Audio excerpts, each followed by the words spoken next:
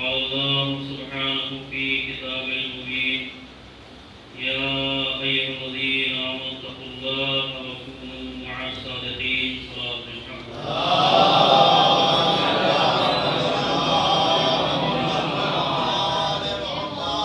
ایک مرتبہ سورہ الحمد اور 3 مرتبہ سورہ توحید کی تلاوت سنا کر مرحومہ کوثر زہرا بنت رضیف سے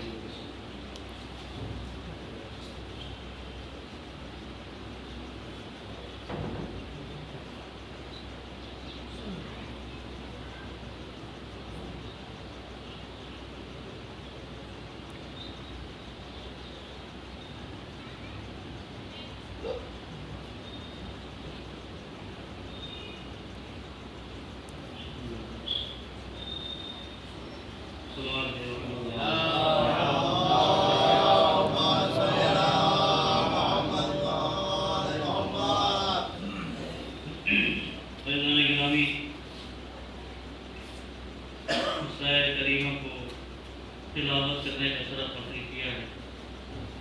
سورہ مبارکہ توبہ کی آیت ہے، وہ بڑی مشہور و معروف ہے۔ اس میں پروردگار عالم نے حکم دیا ہے کہ اے صاحبان ایمان تقوی الہی یعنی پرہیزگاری اختیار کرو اور سچوں کے ساتھ ہو جاؤ۔ صاحبان ایمان سے پروردگار عالم نے خطاب کیا۔ پہلا حکم پرہیزگاری یعنی اس کا نام ہے تقویٰ۔ دوسرا حکم سچوں کے ساتھ ہو جاؤ۔ سوچنے کی بات یہ ہے کہ جب ایک انسان مومن ہو گیا اور متقی ہو گیا، اب تو کچھ بچا نہیں ہے اس کے پاس کہ وہ کسی اور منزل میں لایا جائے، لیکن اللہ کا جو حکم ہے کہ تم سچوں کے ساتھ ہو جاؤ، اس کا مطلب یہ ہے کہ مومن اور متقی کا کام سچوں کے ساتھ ہو جانا ہے۔ اگر کوئی مومن ہوتے ہوئے، اگر کوئی متقی ہوتے ہوئے سچوں کے ساتھ نہیں ہے، گویا کہ نہ وہ مومن ہے نہ وہ متقی۔ ہمارے سماج میں تو کسی کو بھی مومن بنا دیا جاتا ہے، مرنے کے بعد سب مومن ہو جاتے ہیں، کتاب والا مومن مر گیا ہے۔ اور دیکھا ہوگا کہ جتنا گلا سڑا کپڑا پہن کر کے جو سامنے آ جائے، چہرہ کے زمانے سے دھویا نہ ہو، سب سے پہلے اسے کہا جاتا ہے کہ یہ بڑے مومن آ گئے، یہ بڑے متقی ہیں، ان سے کچھ نہ کہیے، یہ بڑے مومن ہیں۔ ہوتا ہے کہ نہیں ہوتا ہے؟ کالر میلا ہے، چہرے پہ چھینٹا نہیں پڑا پانی کا، بدن سے بدبو آ رہی ہے، اگر آپ کچھ ان سے کہیے تو سماج کے کچھ لوگ ایسے کہ جو چودھری ہوتے ہیں، سب ان سے کچھ نہیں کہیے، یہ بڑے مومن ہیں۔ دیکھا آپ نے؟ تو ہمارے یہاں تو ایمان کا جو معیار ہے ہمارے سماج میں وہ یہ ہے کہ جتنی بدبو جس کے پاس سے آ جائے، جتنے کپڑے جس کے میلے ہوں، جتنا بال اس کے بکھرے ہوئے ہوں، اتنا بڑا وہ مومن ہوتا ہے۔ لیکن عزیزان محترم، یہ ایمان نہیں ہے، اسے ایمان نہیں کہتے ہیں، اس لیے کہ حدیث رسول شاہد ہے اس بات کی کہ رسول اسلام نے ارشاد فرمایا کہ دیکھو یاد رکھو ان نظافت من الایمان، ایمان وہی ہے کہ جہاں پاکیزگی پائی جاتی ہو، جہاں صفائی پائی جاتی ہو۔ گندگی کا نام ایمان نہیں ہے بلکہ پاکیزگی کا نام ایمان ہے۔ تو اب آپ سمجھ رہے ہیں کہ ایمان کسے کہتے ہیں، مومن کسے کہتے ہیں؟ مومن وہ ہے کہ جو صاف ستھرا بھی ہو اور پاک و پاکیزہ بھی ہو، اسے کہتے ہیں مومن۔ تو اب وہ مومن کہ جس کے لیے اللہ بات کر رہا ہے، سماج بات نہیں کر رہا ہے، سماج کی بات نہیں کر رہا ہوں میں کر رہا ہوں اللہ کی بات، کہ اللہ جس کے لیے کہہ رہا ہو اے صاحبان ایمان۔ ایک تو یہ کہ سماج نے کہہ دیا کہ یہ صاحب مومن ہے، اچھا اور بڑے دولت مند انسان نے کہہ دیا یہ بڑے مومن ہیں، تو ان کی بات میں اور دم ہوتا ہے۔ ان سے بڑے کوئی اور سرمایہ دار زمیندار صاحب آ جائے، وہ کہتے ہیں کہ صاحب یہ فلاں صاحب مومن ہے، تو ان کی بات کو بڑا دلیل سمجھا جاتا ہے کہ ہاں صاحب یہ کہہ رہے ہیں کہ یہ مومن ہے۔ آپ اندازہ کیجئے کہ اللہ جسے مومن کہہ رہا ہو، تو جسے سماج مومن کہہ رہا ہے، وہ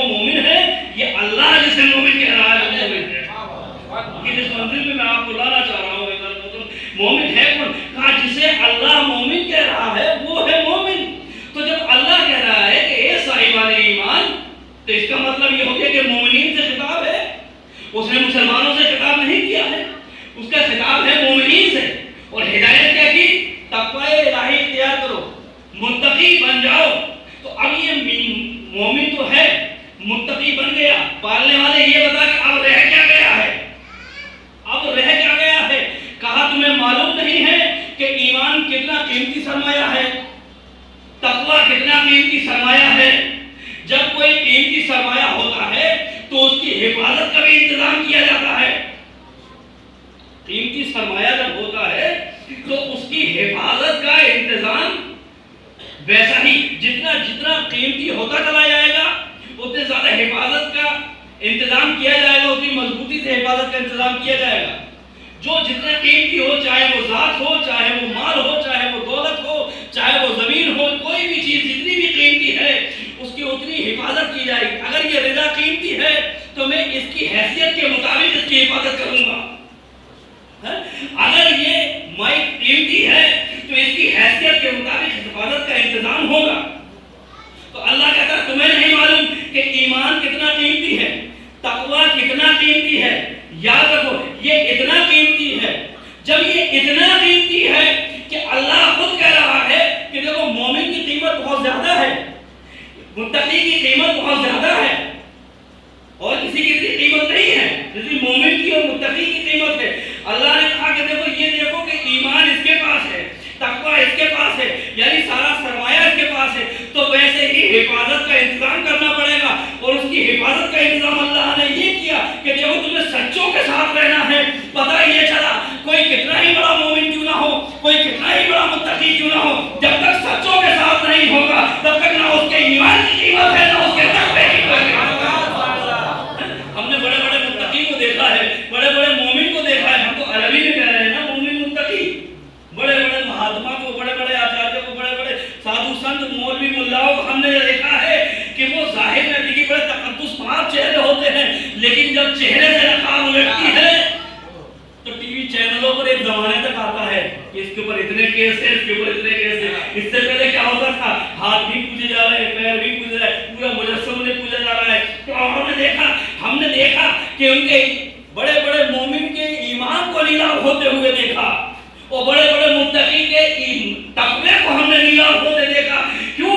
اس لیے ہوتے دیکھا کہ یہ متقی تو تھے، یہ مومن تو تھے، لیکن انہوں نے اتباع نہیں کی سچوں کی۔ تو اب وہ کون سچے ہیں کہ جن کے حوالے یہ سرمایہ کیا جا رہا ہے؟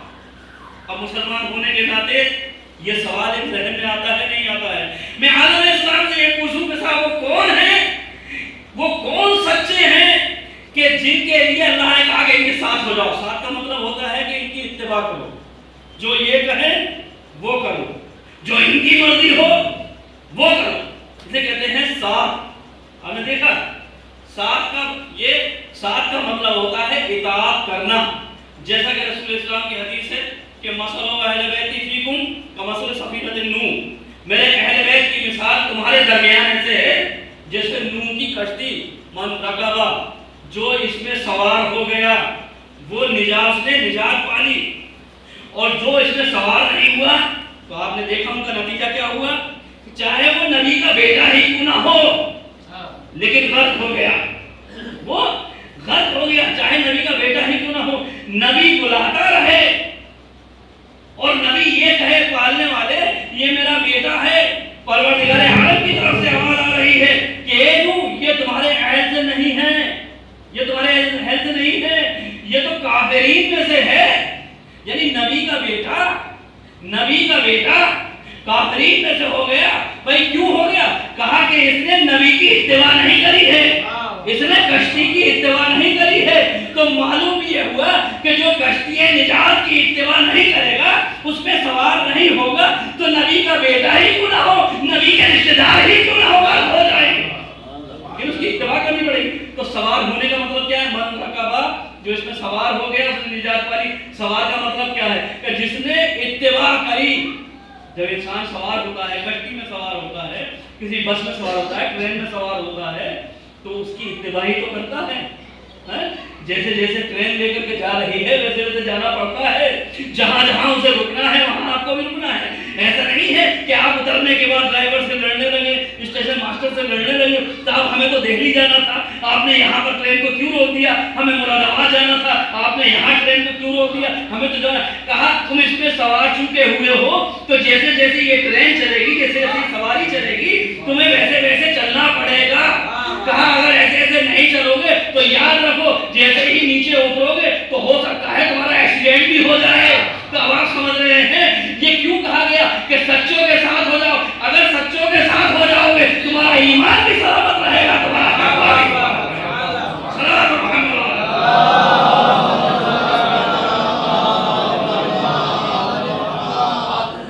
अब अक्ल ये सोचने पर मजबूर है आखिर वो सच्चे कौन हैं, वो सच्चे कौन हैं अल्लाह की नजर में, कि जिनकी इत्तिबा करने से ईमान भी महफूज है और तकवा भी महफूज है।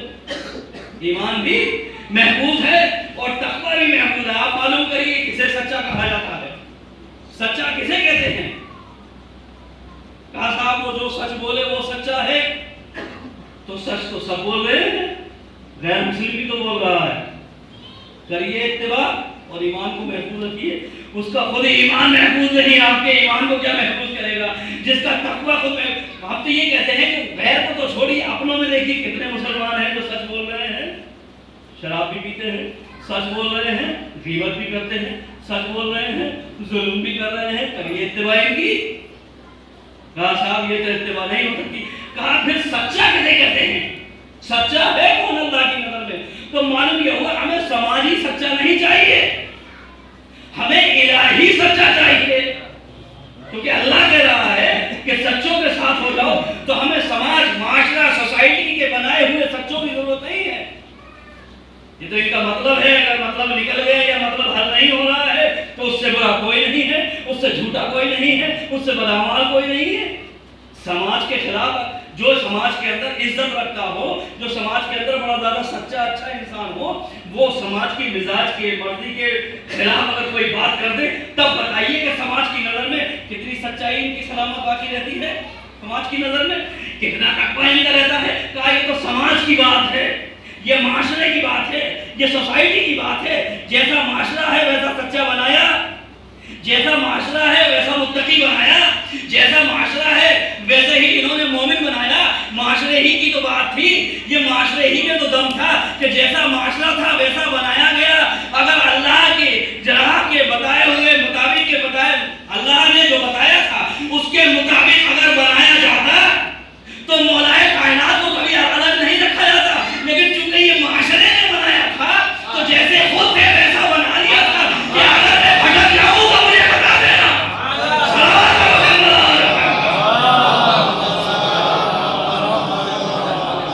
मालूम है कि माशरे का भी होना बहुत जरूरी है, माशरे का दीनदार और मजहबी भी होना बहुत जरूरी है। अगर माशरा मजहबी और दीनदार नहीं है तो फिर समझ लिए कि हम तो डूबे हैं सनम, तुमको भी ले डूबेंगे।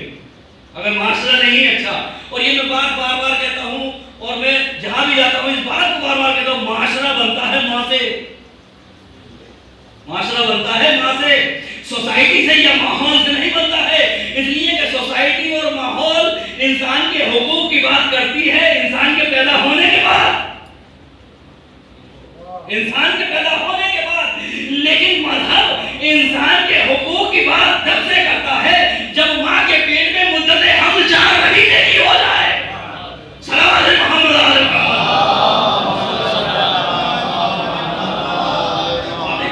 माशरा खराब था, जैसे थे वैसा बना। अच्छा जैसा माहौल जैसा माशरा होगा वैसा ही बनाया जाएगा, वैसा ही। इलेक्शन में क्या होता है आपने देखा, चाहे वो मेंबर ले लिए, वार्ड मेंबर से लेकर के प्रधानमंत्री के इलेक्शन तक और राष्ट्रपति के इलेक्शन तक, आप देखिए क्या होता है। कहा जैसे हम हैं वैसा बन के आ जाए ताकि जो हम चाहते हैं वो कर ले। माशरे की तो बात थी, मौलाए कायनात ज़ाहिरी खिलाफत जब मिली है तो मौलाए कायनात जब आए हैं तो देखिए हर खिलाफत में दौरे इस्लाम में मोहब्बत दौरे अव्वल में हमेशा वजीफे बटा करते थे, सबको वजीफे बट रहे थे। लेकिन होता क्या था, 2 गिरोह थे, एक अरब एक अजम। अजम कहते हैं जो गैर अरब हो, अजम। अरब वाले पूरी कायनात में अपने आप को अफजल समझते हैं, आज तक हमसे ज्यादा अफजल कोई है भी। अजम वालों को वो इतने मार्क्स नहीं देते, इतना अच्छा नहीं समझते जैसे वो खुद تو چونکہ عادت بگڑی ہوئی تھی، تینوں دوروں سے ہوتے چلے آ رہے تھے کہ عرب کو ملتا تھا ڈبل وظیفہ، معاشرہ بن گیا تھا نا، اور عجم کو ملتا تھا سنگل. یعنی اگر عجم کو ایک مل رہا ہے تو عرب کو 2 درہم ملتے تھے. اگر عرب کو 2 مل رہے ہیں تو کہا ہم سے کم دو، عجم کو 1 دو. تو چونکہ یہ معاشرہ بگڑ چکا تھا، جب دور خلافت مولا کائنات کا آیا، اب جو وظیفہ بٹنے کا وقت آیا ہے، تو جو کچھ ہوتے ہیں نا سوسائٹی میں چودھری ٹائپ کے لوگ، وہ وظیفہ لینے پہنچے ہیں، جیسی لائن میں پہنچے لگے تو پہلی بار تو ان کی تیوریوں میں بل آ گئے کہ ہم عرب، ہم لائن میں لگیں گے. لیکن وہاں تو ماحول ہی کچھ اور ہے، جس لائن میں عرب ہے اسی لائن میں عجم ہے. دیکھیے معاشرے کی شکل بتا رہا ہوں میں آپ کو، میں اپنے ابھی بات سے نہیں ہٹا ہوں، میں وہی بتاتا ہوں، معاشرے کی شکل بتا رہا ہوں. اب جو یہ پہنچے تو ایک تو ان کے اوپر یہ قیامت گزر گئی کہ اسی لائن میں ہم کھڑے ہیں. جیسے پہلے ہوتا تھا نا آزادی سے پہلے کہ گورے کو سیٹ ملتی تھی اور ہندوستانی کو سیٹ نہیں ملتی تھی. جو گورے کے لیے فیسلٹیز تھی وہ ہندوستانی کے لیے نہیں تھی. بس آ کر کے اگر رکی ہے تو پہلے انگریز چڑھے گا، بعد میں چڑھے گا ہندوستانی. یہ ہوتا تھا نہیں ہوتا تھا. کیوں؟ اس لیے کہ معاشرہ بن گیا تھا، سوسائٹی بن گئی تھی، سوسائٹی ایسی ہو چکی تھی. تو اب جب درہم لینے کا وقت آیا تو اس نے دیکھا کہ عجم کو درہم ملا ایک. اب اس نے ہاتھ بڑھایا بڑی امیدوں سے تو اسے بھی درہم ملا دستے علی سے 1. تو اس نے تیوری میں بڑھ ڈالے اور کہا کہ یہ کیا، یہ تو ابھی تک ہوا نہیں ہے، یہ کون سی نئی بات ہو گئی. دیکھیے وہی جملے، اگر مولانا نے کوئی مسئلہ بتا دیا ہے نا تو سماج میں سے ایک نہ ایک آواز نکلتی ہے، یہ صاحب نیا مسئلہ لے کر کے آئے ہیں، ابھی تک تو یہ ہوا نہیں تھا. چونکہ آپ کے معاشرے میں یہ چیز تھی نہیں تو نیا مسئلہ کب بنتا ہے. دیکھیے مسائل سب وہی ہے جو اب سے 50 برس پہلے توضیح مسائل مراجع کرام نے لکھا ہے، وہی آج تک ہے، وہی موجود ہے. جو 100 برس پہلے تھے وہی آج تک موجود ہے. یہ نئے اس لیے لگے کہ کبھی توفیق نہیں ہوئی کہ توضیح مسائل اٹھا کے پڑھ لیتے. نئے تو اس لیے لگے کہ پرانے ڈھرے میں تو بات چلی رہی تھی، ہم کیسے ایسے کر لیں. یہ مولانا نے یہ نئی بات بتا دی. اچھا کوئی کم عمر مولوی آ جائے تو اور قیامت ہو جاتی ہے. یہ بچے مولانا یہ کیا جانے، یہ کیا جاننے والا مطلب ہے. یہ بڑا خراب ہوتا ہے معاشرہ ہی ایسا ہوتا ہے. وہ بڑا اچھا ایک واقعہ ہے مجھے یاد آ رہا ہے، نامدار صاحب نے مجھے بتایا تھا، مولانا نامدار صاحب نے. انہوں نے کہا تھا کہ صاحب ہمارے ایک دوست تھے، ان کے یہاں ایک انتقال ہوا ایک محترمہ کا، اور جب تیجا ہونے کا موقع آیا تو یہ ہوا کہ صاحب مولانا آپ مجلس پڑھیں گے. کہا ہم مجلس پڑھیں گے. کب بات یہ چل رہی تھی، وہ لکھنؤ کے رہنے والے تھے. کب بات یہ چل رہی تھی کہ یہ جو چنے بڑھتے ہیں تو یہ کیونکہ بانٹتے وقت ہاتھوں میں سے گرتے ہیں، یہ تبرک ہے. اب پتہ چلا کہ بانٹنے والا بانٹ رہا ہے، کچھ نالی میں چلے گئے، کچھ پیروں میں آگے چلیے. تبرک بھی اگر نہیں پانے منسوخ نہ کرے تو رزق تو ہے، رزق تو ہے کہ نہیں ہے. تو بات یہ چل رہی تھی کہ صاحب اس کا کوئی طریقہ نکالا جائے. تو مولانا صاحب نے کہا کہ ایسا ہے کہ اسے پنی میں پیک کر دیے، جتنا آپ بانٹنا چاہتے ہیں، 2 مٹھی بانٹنا چاہتے ہیں تو 2 مٹھی پیک کر دیے، 1 مٹھی بانٹنا چاہتے ہیں تو 1 مٹھی پیک کر دیے. اچھا بانٹنے والے بڑے عجیب ہوتے ہیں، بھرتے ہیں سے بھری ہوتی ہے، نکلتے تو دانے ہیں. تو اور اچھا دوسری بات بانٹنے والے کے سب رشتے دار ہو جاتے ہیں، چچا ہمیں بھی دے دو، ماموں ہمیں بھی دے دو، بھائی ہمیں بھی دے دو، سب رشتے دار ہوتے ہیں. جب کوئی چیز بٹتی ہے اور فری میں ملتی ہے تو سب رشتے دار ہو جاتے ہیں، بانٹنے والا سب کا رشتے دار ہو جاتا ہے. تو دیکھیے یہی ماحول چونکہ اگر بگڑا رہا تو کہیں قیامت کے روز نہ ہو کہ جب علی جنت بانٹ رہے ہو تو ہر ایک یہ کہے گا کہ ہم بھی تو آپ کو مانتے تھے، آپ ہمارے بھی تو ہیں. کہا بات ماننے کی نہیں ہے، بات اتباع کی ہے، اطاعت کی ہے. مانتا تو ابو جہل تھا. تو کہا کہ صاحب یہ ایسے اس طریقے سے بانٹو. کہا بات تو بڑی معقول ہے. اور جامعہ ملیہ میں پروفیسر تھے کہ بات بڑی معقول ہے، بہت اچھی بات ہے، اور یہ تو رزق جو ہے وہ برباد بھی نہیں ہوگا کیونکہ مولا کا تبرک ہے، اس کی بے ادبی بھی نہیں ہوگی، اور یہ سب طے ہو گیا. اب وہ کہنے لگے کہ جب ہم نے سوئے میں مجلس پڑھی، مجلس پڑھنے کے بعد ہم نے جب دیکھا تو دروازے سے تبرک بڑھ رہا تھا، مگر وہ تبرک اسی شکل میں بڑھ رہا تھا، مٹھی بھر کر کے. کہا ہم نے بلایا انہیں ڈاکٹر صاحب کو ہم نے ان سے یہ کہا کہ صاحب ہمارا آپ کا تو یہ ہوا تو یہ کیا ہوا آخر آپ نے اس طریقے سے بٹوا کے دیکھیے سب گر رہا ہے مولانا صاحب. تو کہا کہ صاحب وہ آنکھوں کو مل کے کہنے لگے صاحب ہم تھوڑے سے مجبور تھے. بھائی کیا مجبور تھے؟ کہا ہم نے اپنی بیوی کو فون کیا اور ہم نے بڑے خوشی خوشی کہا کہ مولانا صاحب نے یہ حل بتایا کہ یہ بڑا اچھی چیز ہے. تو انہوں نے کہا کہ ہم نے مولانا صاحب سے کہا ہے. مولانا صاحب نے کہا کہ ہاں تب جو ہے وہ پیک کر کے بانٹ دیجیے, اچھی بات ہے, جسے کھانا وہاں کھا لے گا, جسے نہیں کھانا وہ گھر کر کے کھا لے گا. تو ان کے جملے یہ تھے کہ ہماری بیوی نے یہ کہا کہ مولانا کیا جانے.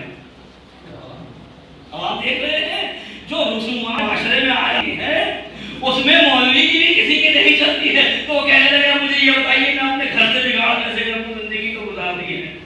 تو اگر یہ کہا جائے کہ یوں ہی چلتا رہے تو یہ تو نئی بات آئی ہے. تو چونکہ یہ معاشرہ تھا, آپ نے کہا جو معاشرے میں بڑی طاقت ہوتی ہے.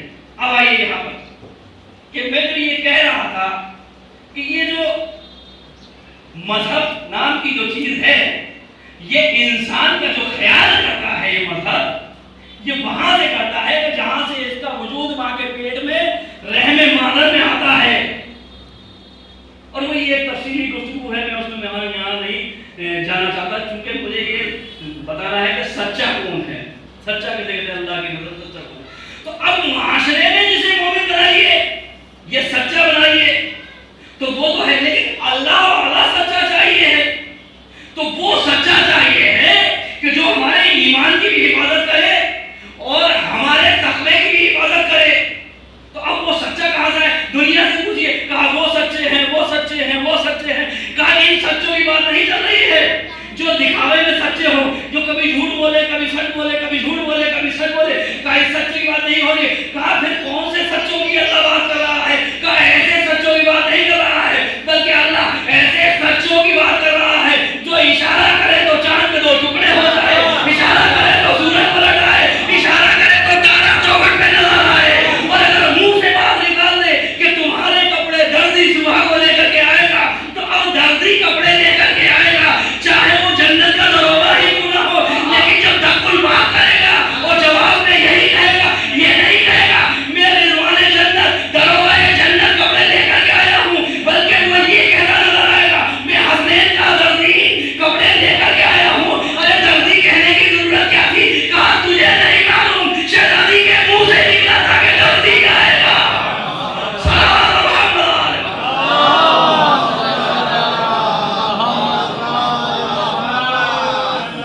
ایک اور سوال ہے محمد.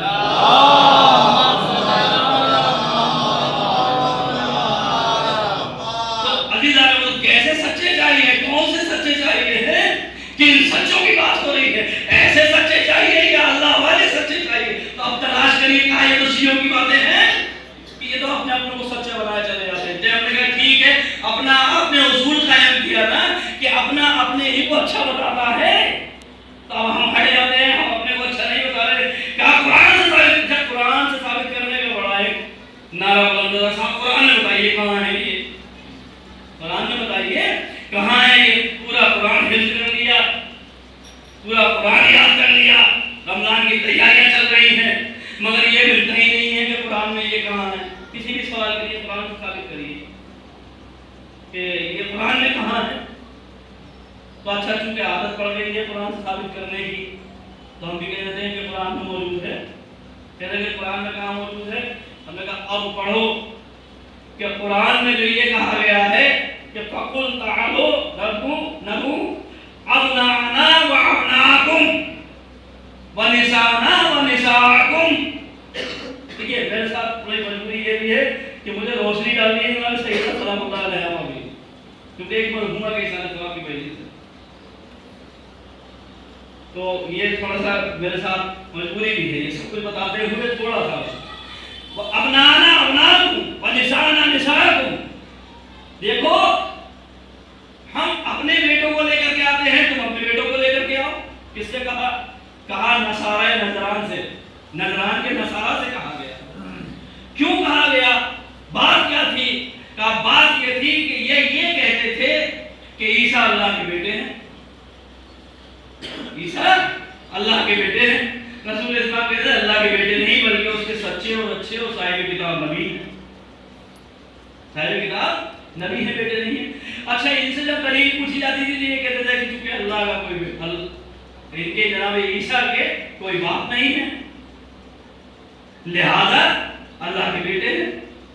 وہ کہتے تھے کہ نہیں اللہ جو چاہے وہ کر سکتا ہے. اب یہ پورا ایک علماء کا 13 علماء خاص تھے ان کے نصارہ کے. ان کا ایک وفد ایک ڈیلیگیشن پورا مدینہ ہے اور آنے کے بعد انہوں نے کہا کہ اب ہم جا کر کے مناظرہ کریں گے محمد بن عبداللہ سے جو اپنے آپ کو آخری نبی بتاتے ہیں. اور یہ آئے اور آنے کے بعد جیسے ہی مسجد نبوی میں داخل ہوئے تو انہوں نے دیکھا کہ سامنے رسالت مآب تشریف فرما ہے, ان کے چاروں مجمع لگا ہوا ہے اور وہ بات فرما رہے ہیں. تو چونکہ یہ پہنچے تھے مزاج تو وہی تھا کہ ریشمی کپڑے پہنے ہوئے, گلے میں سونے کی چینیں, ہاتھوں میں سونے کی انگوٹھیاں اور یہ سب ڈالے ہوئے جیسے ہی پہنچے داخل ہوئے ہیں جا کے رسول اسلام کو انہوں نے سلام کیا ہے. رسول اسلام نے ان کی طرف سے منہ پھیر لیا. یہ اس طرح آئے جناب اسلام کے انہوں نے منہ پھیر لیا. اب انہیں موقع مل گیا, یہ نکلے باہر تو مدینے کی گلیوں میں مسجد ہی سے شور مچاتے نکلے. بھلا بتاؤ یہ مسلمانوں کے نبی ہیں, یہ اپنے آپ کو خیر البشر کہتے ہیں, یہ شریعت